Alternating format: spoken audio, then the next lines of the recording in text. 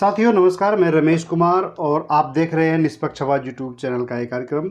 साथियों, प्रथाओं का परित्याग, भेदभाव, सती प्रथा जैसी प्रथाओं का परित्याग कब और कैसे हुआ या आज भी इसे किस रूप में बदल दिया गया, इस पर पूरी चर्चा करेंगे इस वीडियो में, तो वीडियो में बने रहिए। दोस्तों, आप लोगों को पता ही है कि हिंदू धर्म कई उन प्रथाओं को धीरे धीरे त्यागने के कगार पर है जो कभी उनकी जान हुआ करती थी, उनके धर्म का एक हिस्सा हुआ करता था। जैसे सती प्रथा हो गया, छुआछूत हो गया, जाति आधारित भेदभाव हो गया और शूद्रों को शिक्षा से वंचित रखना, बाल विवाह आदि उसमें शामिल है। हालांकि इसके रूप बदले हुए हैं, लेकिन अभी उतने जितना खत्म होना चाहिए उतना खत्म नहीं हुआ। खत्म मतलब एकदम से खत्म हो जाना चाहिए।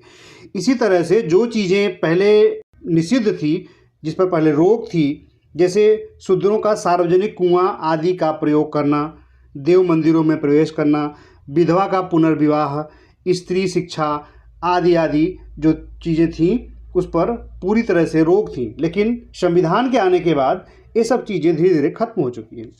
हिंदू समाज अब शास्त्रों को आंखें मूंद कर तो कम से कम नहीं विश्वास करता है, धीरे धीरे अपने विवेक का इस्तेमाल करने लगा है।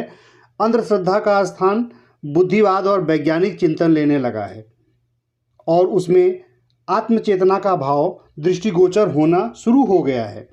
एक तरफ से देखा जाए दोस्तों, तो हिंदू धर्म जो है अब नवीनीकरण की प्रक्रिया अपनाने की कोशिश कर रहा है। कुछ पुरानी बातें छूट रही हैं और कुछ नई बातें जुड़ रही हैं। इस तरह यह चिर युवा बन रहा है।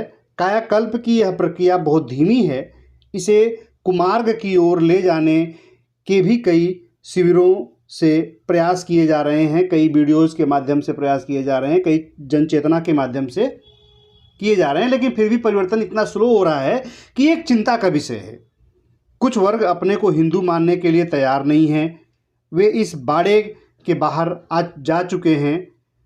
बाड़ा मतलब समझते हैं ना, एक घेरा, इस घेरे से बाहर जा चुके हैं। कुछ जा रहे हैं और कुछ जाने के लिए हाथ पैर मार रहे हैं। स्वामी विवेकानंद द्वारा स्थापित रामकृष्ण मिशन वालों ने सर्वोच्च न्यायालय तक इस बात के लिए कानूनन लड़ाई लड़ी कि उन्हें हिंदू न माना जाए।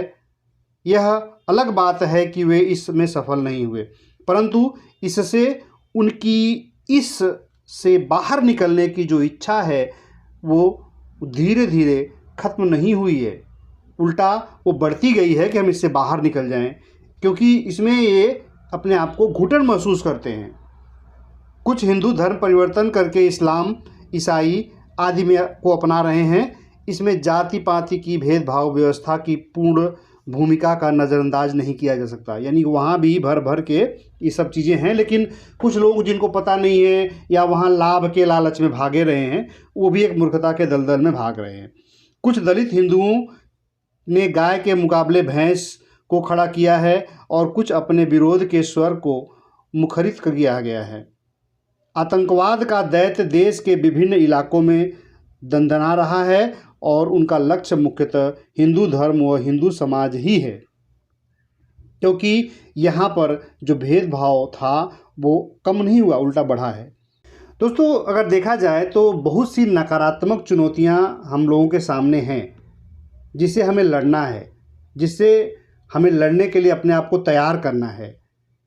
इसका मतलब साफ है कि बहुसंख्यक समुदाय के रूप में हिंदू समाज को अभी बहुत कुछ करना है।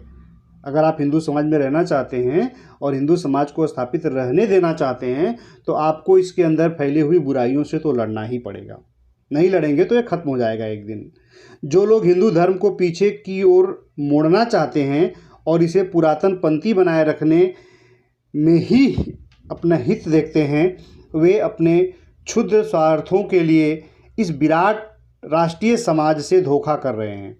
वे यद्यपि हिंदू हितैषी होने का दम भरते हैं, तथापि वास्तव में वे इसके लिए दुश्मन हैं। यानी इसे आस्तीन का सांप भी कह सकते हैं कि हिंदू धर्म को बचाने के नशे में वे हिंदू धर्म को ख़त्म करने का ही प्रयास करते जा रहे हैं।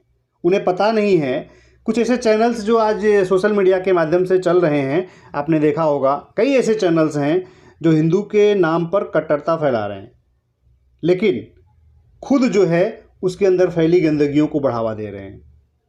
वर्तमान की सरकार को ही देख लीजिए, हिंदुत्व के नाम पे चल रही है, लेकिन जब उसकी पोल खुलती है तो दुनिया जान जाती है। दोस्तों, आज के लिए इतना ही। कैसा लगा, लाइक कमेंट शेयर जरूर करें।